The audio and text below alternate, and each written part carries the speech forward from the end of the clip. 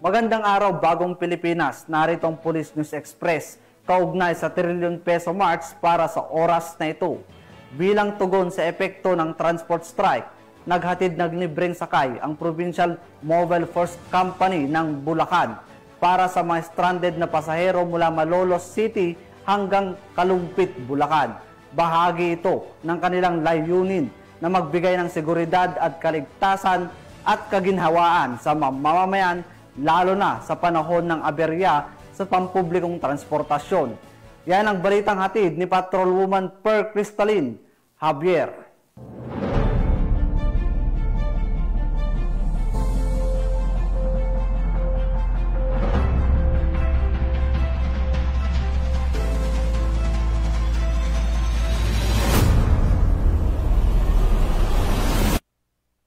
Ng libreng sakay ang mga tauhan ng Bulacan First Provincial Mobile Force Company upang matulungan ang mga mamamayang naapektuhan ng transport strike sa kahabaan ng MacArthur Highway mula Malolos City hanggang Kalumpit, Bulacan.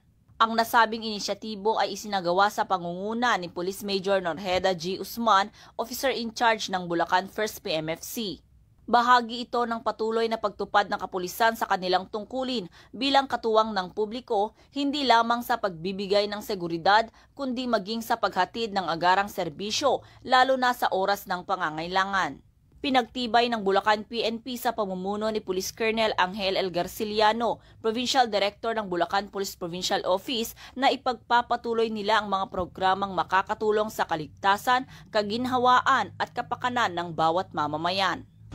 Mula dito sa Bulacan Police Provincial Office, ako ang inyong PNN Correspondent, Patrolwoman Per Cristalin Javier, alagad ng batas, tagataguyod ng Balitang Pulis. Maraming salamat, Patrolwoman Javier. At para sa iba pang napapanahong balitang pampulisya, laging tumutok sa Police News Network, alagad ng batas, tagataguyod ng Balitang Pulis. Ako po si Patrolman Julius Samacad, nagbabalita para sa Police News Express.